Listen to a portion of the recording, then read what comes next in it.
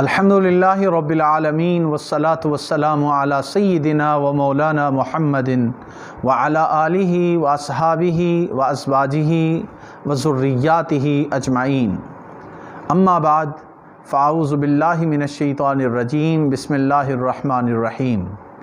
قال اللہ تبارک و تعالی فی القرآن المجید وَأَتِمُّ الْحَجَّ وَالْعُمْرَةَ صدق اللہ مولانا العظیم۔ معزز و محترم خواتین و حضرات، آج کی اس نشست میں ہم حج اور عمرہ کے جو بنیادی مسائل ہیں اس حوالے سے اختصار کے ساتھ گفتگو کرنا چاہتے ہیں۔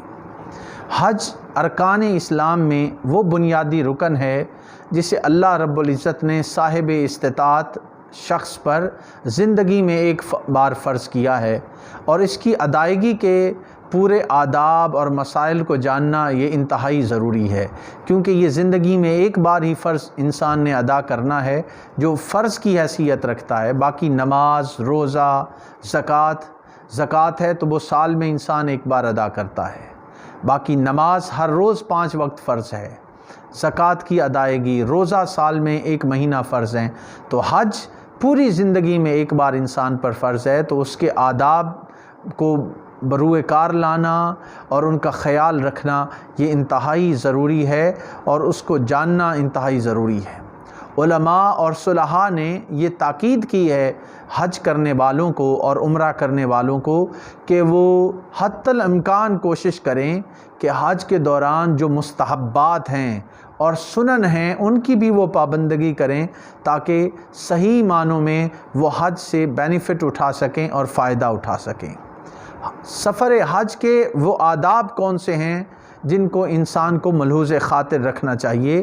تو سب سے پہلی بنیادی بات یہ ہے کہ حقوق اللہ کی ادائیگی انسان ان کو یقینی طور پہ بنائے کہ جہاں پر انسان نماز، روزہ، زکوٰۃ جیسے اہم فرائض کی ادائیگی میں کوتاہی ہوتی رہتی ہے تو انسان یہ نیت کرے کہ وہ ان کے اندر آئندہ کوتاہی نہیں کرے گا، سچے دل سے توبہ کرے اور ان حقوق اللہ کی ادائیگی کو اپنے اوپر لازم قرار دے کہ باری تعالیٰ مجھ سے جو غلطی کوتاہی ماضی میں ہوتی رہی ہے وہ ہو گئی، لیکن میں آئندہ نیت کرتا ہوں کہ میں آئندہ اس کوتاہی کو اپنی زندگی میں دوبارہ نہیں لاؤں گا۔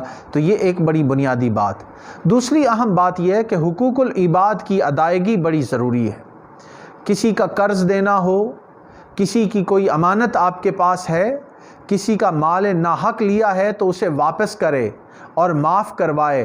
بصورت دیگر اگر وہ بندہ فوت ہو گیا ہے تو وارثوں کا پتہ نہ چلے تو اتنا مال فقیروں کو دے دے۔ یہ ضروری وہ چیزیں ہیں جو حقوق العباد کی ادائیگی کے حوالے سے ایک انسان کو پیش نظر رکھنی چاہیے۔ قصور کو معاف کروانا، اگر کسی کا دل دکھایا ہے آپ نے، کسی کو بے جا تکلیف پہنچائی ہے، غیبت اور چغلی کی ہے، کسی کے امیج کو خراب کرنے کی کوشش کی ہے، تو حج کے سفر پر روانہ ہونے سے پہلے اپنی ان خطاؤں، ان لغزشوں کی اس متعلقہ بندے سے معافی مانگ کے اور قصور کی معافی کروا کے جائیں تاکہ آپ کو مقبول حج کا ثواب مل سکے۔ ایک اور بڑی اہم بات وہ یہ ہے کہ لڑائی اور جھگڑے سے اجتناب کیا جائے، خاص کر کے اس سفر کے دوران، کیونکہ انسان سفر پہ ہوتا ہے اور سفر کے دوران اللہ کے نیک بندوں کے ساتھ لڑائی جھگڑا زیب نہیں دیتا۔ کوئی اونچ نیچ ہو بھی جائے تو معاف کر دینا بہت ضروری ہے۔ صبر، تحمل، برداشت، ان سارے پہلوؤں کو انسان کو پیش نظر رکھنا چاہیے اس سفر حج کے دوران۔ اگر حج پہ جا رہا ہے اور والدین زندہ ہیں تو والدین سے اجازت طلب کرے حج پہ جانے کے لیے، یہ بہت اہم ضروری چیز ہے۔ اور اگر عورت ہے تو وہ اپنے خاوند سے اجازت لے، خاوند کی اجازت کے بغیر اس کا سفر کرنا مکروہ ہوگا۔ عورت کے لیے لازم ہے کہ وہ محرم کے ساتھ سفر کرے، اور اگر وہ محرم کے ساتھ سفر نہیں کرتی تو پھر ہر قدم پر گناہ کی مرتکب ہوگی۔ ان چیزوں کو پیش نظر رکھنا ضروری ہے۔ ایک اور اہم بات کہ اس سفر کے دوران اہل حجاز کا ادب اور احترام، یہ بھی حج کو قبولیت کے درجے میں لانے کے لیے ضروری ہے کہ وہاں پہ آپ حجاز کے بسنے والے اور حرمین شریفین میں بسنے والے لوگوں کا احترام اس کو ملحوظ خاطر رکھیں۔ یہ وہ چند چیزیں ہیں جن کو بجا لانے سے حج کے آداب کا خیال رکھا جا سکتا ہے۔ ایک اور اہم بات یہ ہے کہ جب آپ حج کے یا عمرے کے سفر کا آغاز کریں تو سب سے پہلے اپنے قریبی عزیز و اقارب سے ملاقات کریں، اپنے قصور، اپنی غلطیاں معاف کروائیں اور ان سے دعا کرانے کے بعد پھر اپنا اچھا لباس پہنیں، غسل ہو سکے تو غسل کریں، 4 رکعت نماز نفل ادا کریں اور پھر گھر سے رخصت ہوتے وقت اللہ سے دعا کریں۔ اور وہ دعا کیا کریں کہ اے اللہ تعالیٰ میرے اس سفر کو اپنی بارگاہ میں قبول منظور فرما۔ تو یہ بہت اہم چیز ہے جس کو پیش نظر رکھنا چاہیے۔ اگلی اہم بات یہ ہے کہ کچھ حج کے واجب چیزیں ہیں، یعنی کچھ شرائط ہیں جو واجب ہیں حج کے لیے، ان کا لحاظ رکھنا بھی ضروری ہے کہ حج کن پر واجب ہے اور وجوب حج کی شرائط کیا ہیں، ان کو بھی پیش نظر رکھنا چاہیے۔ تو پہلی بنیادی چیز وہ مسلمان ہونا ضروری ہے، حج اس پر واجب ہوگا جو مسلمان ہے۔ دوسری اہم شرط وہ ہے عقل مند ہونا، عاقل ہونا بھی ضروری ہے، کسی کی عقل معاف ہو گئی تو اس پر حج واجب نہیں ہے۔ نابالغ جو شخص ہے ان پر حج واجب نہیں، حج کے وجوب کے لیے فرد کا بالغ ہونا بھی شرط ہے۔ صاحب استطاعت ہونا، آپ کے پاس مال بھی ہے، جسمانی طاقت بھی ہے تو آپ کے اوپر حج واجب ہے۔ تندرست ہونا، آپ کسی ایسی بیماری میں مبتلا نہیں کہ آپ اس کے مناسک ادا نہیں کر سکتے تو پھر آپ سے حج کا فرض ساقط ہو جاتا ہے۔ آزاد ہونا اور راستے کا امن امان سے ہونا، اپنی جان کے نہ جانے کا خوف ہونا، یہ بنیادی چیزیں ہیں جن کو پیش نظر رکھنا چاہیے۔ اور اگر کوئی عورت ہے تو عورت کے لیے شوہر یا محرم کا ساتھ ہونا، اور عورت کا حالت عدت میں نہ ہونا، یعنی عورت جو ہے وہ عدت وفات یا طلاق دونوں صورتیں ہیں تو دوران عدت حج واجب نہیں ہوگا۔ یہ وہ بنیادی شرائط ہیں وجوب حج کے لیے جن کو پیش نظر رکھنا چاہیے۔ یہاں بات دوست یہ سوال کرتے ہیں کہ حج کی کون سی اقسام ہیں، تو بنیادی طور پہ یہ بات ذہن نشین کر لیجئے کہ حج کی 3 بنیادی طور پہ اقسام ہیں: حج افراد، حج قران اور حج تمتع۔ حج افراد یہ ہے کہ حج کا احرام باندھا جاتا ہے اور عازم حج اس میں عمرہ نہیں کرتا بلکہ وہ صرف حج ہی کر سکتا ہے۔ احرام باندھنے سے حج کے اختتام تک عازم حج کو مسلسل احرام کی شرائط کی پابندی کرنا پڑتی ہے۔ یہ حج افراد ہے، یعنی اس کے اندر وہ صرف حج کر سکتا ہے، اسے حج افراد کہتے ہیں۔ دوسرا حج جو ہے اسے حج قران کہتے ہیں۔ حج اور عمرہ کا ایک ساتھ احرام باندھ کر دونوں کے ارکان کو ادا کرنے کا نام حج قران ہے، یعنی حج اور عمرہ کا آپ ایک ساتھ احرام باندھتے ہیں اور عازم حج مکہ پہنچ کر پہلے عمرہ ادا کرتا ہے اور پھر اسی احرام سے حج ادا ہونا اس پر لازم ہوتا ہے۔ تو اس دوران اگر احرام میلا ہو جائے یا ناپاک ہو جائے تو تبدیل ہو سکتا ہے، مگر جملہ جو پابندیاں ہیں احرام کی وہ برقرار رہیں گی۔ تو حج اور عمرہ اکٹھے کرنا ایک احرام کے ساتھ، یہ حج قران کہلاتا ہے۔ تیسرا حج کی جو قسم ہے وہ ہے حج تمتع۔ یہ وہ طریقہ حج ہے جس میں حج اور عمرہ کو ساتھ ساتھ اس طرح ادا کیا جاتا ہے کہ مکہ مکرمہ میں عمرہ ادا کرنے کے بعد عازم حج احرام کی حالت سے باہر آ سکتا ہے، یعنی عمرہ ادا کرنے کے بعد آپ احرام سے باہر آ گئے، اس طرح اس پر پھر 8 ذی الحج حج کے ارادے سے احرام باندھنے تک احرام کی پابندیاں ختم ہو جاتی ہیں۔ تو یہ 3 وہ اقسام ہیں جو حج کے حوالے سے ملحوظ خاطر رکھی جاتی ہیں۔ اور یہاں پہ یہ بھی میں بتا دوں کہ یہ جو تینوں طریقے ہیں حج کے، ان میں حج تمتع نسبتاً آسان ہے۔ حج تمتع جو تیسرا میں نے ذکر کیا یہ نسبتاً آسان ہے اور اہمیت و فضیلت کے اعتبار سے حج قران افضل ہے، یہ بات پیش نظر رکھنے والی ہے۔ جب ہم عمرہ کی بات کرتے ہیں تو عمرہ کے 2 فرائض، پہلا کہ حدود حرم کے باہر سے احرام باندھنا اور دوسرا خانہ کعبہ کا طواف کرنا، یہ عمرہ کے 2 فرائض ہیں جن کو پیش نظر رکھنا چاہیے۔ عمرہ کے جو واجبات ہیں وہ بھی 2 ہیں۔ صفا اور مروہ کے درمیان 7 چکر لگانا، یعنی سعی کرنا صفا اور مروہ کے دوران، یہ واجبات عمرہ میں سے ہے۔ اور اسی طرح سعی کے بعد، یعنی صفا مروہ کے درمیان 7 چکر لگانے کے بعد بالوں کا ترشوانا، منڈوانا یا قصر کرنا، یعنی بال کم کرانا۔ خواتین کے لیے صرف قصر ضروری ہے کہ وہ اپنے بال 1 پور کے برابر وہ کٹوا دیں، تو یہ ان کی طرف سے یہ واجب عمرے کا ادا ہو سکتا ہے۔ عمرہ کر رہے ہیں تو اس کی نیت کرنا ضروری ہے، حج کر رہے ہیں تو اس کی نیت کرنا ضروری ہے، اور بہتر یہ ہے کہ عمرہ اور حج کرنے سے پہلے غسل کر لے۔ افضل ہے کہ نہا لے، نہیں تو وضو کے ساتھ بھی یہ کام چل سکتا ہے۔ اور پھر 2 انسلے چادریں مرد کے لیے ہے کہ وہ ایک چادر جو ہے وہ تہمد کے طور پہ استعمال کرے اور ایک کو دوسرے جسم پر استعمال کرے، اور پھر حج و عمرہ کی نیت کرے۔ اور حج و عمرہ کی نیت وہ اپنی زبان میں بھی کی جا سکتی ہے اور عربی زبان میں بھی کی جا سکتی ہے، تو اس کی اجازت ہے، دونوں طریقے سے وہ اس کی نیت کر سکتا ہے۔ اب یہاں پر جب ہم حج کی بات کرتے ہیں تو حج کے 4 فرائض ہیں جن کو پیش نظر رکھنا بہت ضروری ہے۔ وہ 4 فرائض حج کے کون سے ہیں معزز حاضرین و سامعین؟ پہلا کہ احرام باندھنا، دوسری اہم بات ہے کہ مقام عرفات میں ٹھہرنا، تیسری اہم بات یہ ہے کہ طواف زیارت کرنا، اور چوتھی بات ہے کہ ان تینوں فرائض کو مقررہ مقامات پر اور مقررہ اوقات میں ترتیب کے ساتھ ادا کرنا۔ تو یہ ترتیب کو ملحوظ خاطر رکھنا بھی حج کے فرائض میں یہ چیزیں شامل ہیں۔ کچھ چیزیں حج کے واجبات میں آتی ہیں جن کو جاننا بھی ایک حاجی کے لیے بہت ضروری ہے۔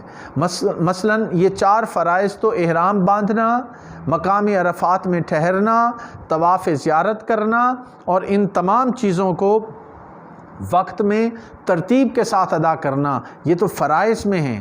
ان کے ساتھ ساتھ جو واجبات ہیں حج کے، اس میں یہ چیز بھی شامل ہے کہ مزدلفہ میں ٹھہرنا، جمرات کو کنکریاں مارنا، اگر حج قران یا حج تمتع کی نیت کی ہے تو پھر قربانی کرنا، سر کے بال منڈوانا یا کتروانا، اسی طرح صفا اور مروہ کے درمیان طواف زیارت کے بعد دوڑنا یعنی سعی کرنا، باہر سے آنے والے لوگوں کے لیے طواف وداع کرنا بھی ضروری ہے، واجب ہے۔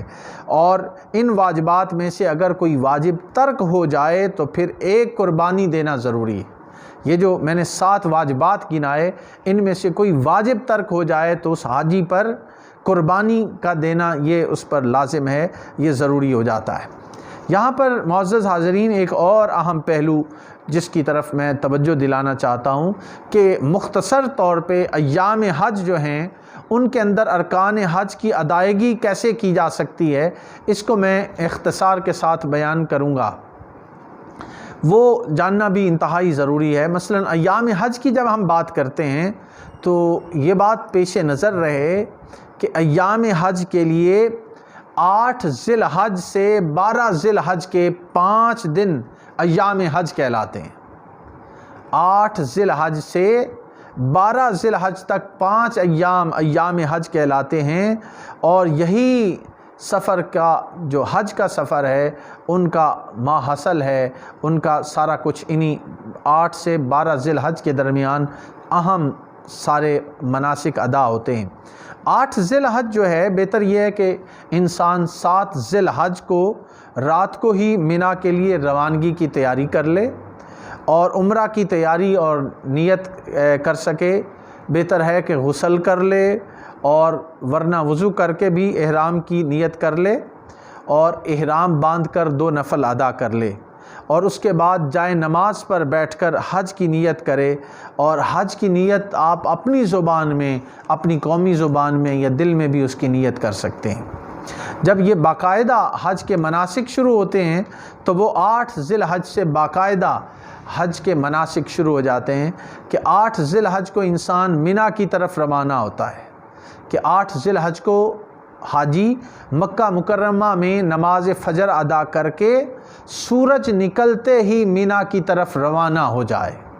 8 ذی الحج کو نماز فجر ادا کرے اور سورج کے نکلنے کے ساتھ ہی وہ مینا کی طرف روانہ ہو جائے اور سفر میں تلبیہ جو ہے کثرت سے پڑھے، لبیک اللہم لبیک لا شریک لک لبیک ان الحمد والنعمت لک والملک لا شریک لک لبیک۔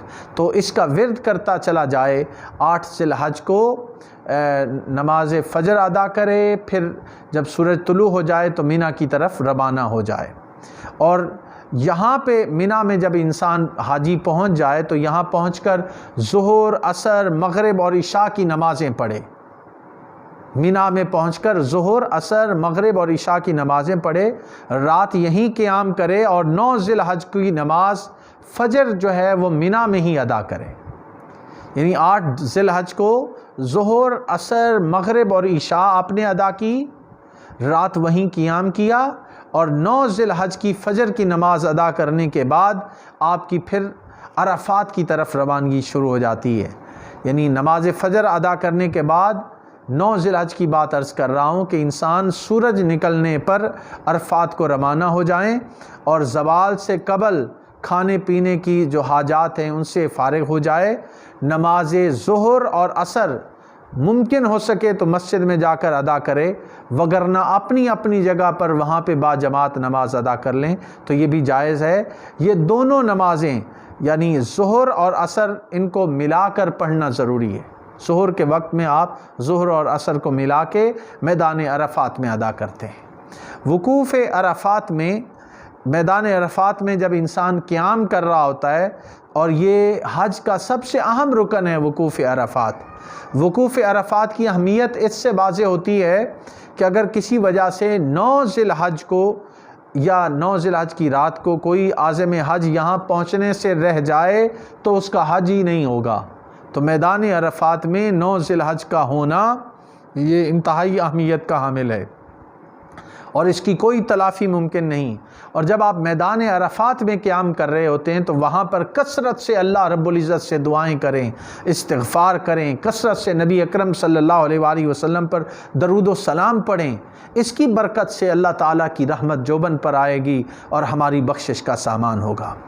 جب یہاں پہ آپ نے نمازیں ادا کر لیں اور پھر عرفات سے مزدلفہ کی طرف روانگی کب کرنی ہے کہ اسی دن 9 ذی الحج کو جب آپ غروب آفتاب کے وقت مغرب کی نماز پڑھے بغیر آپ مزدلفہ روانہ ہو جائیں گے۔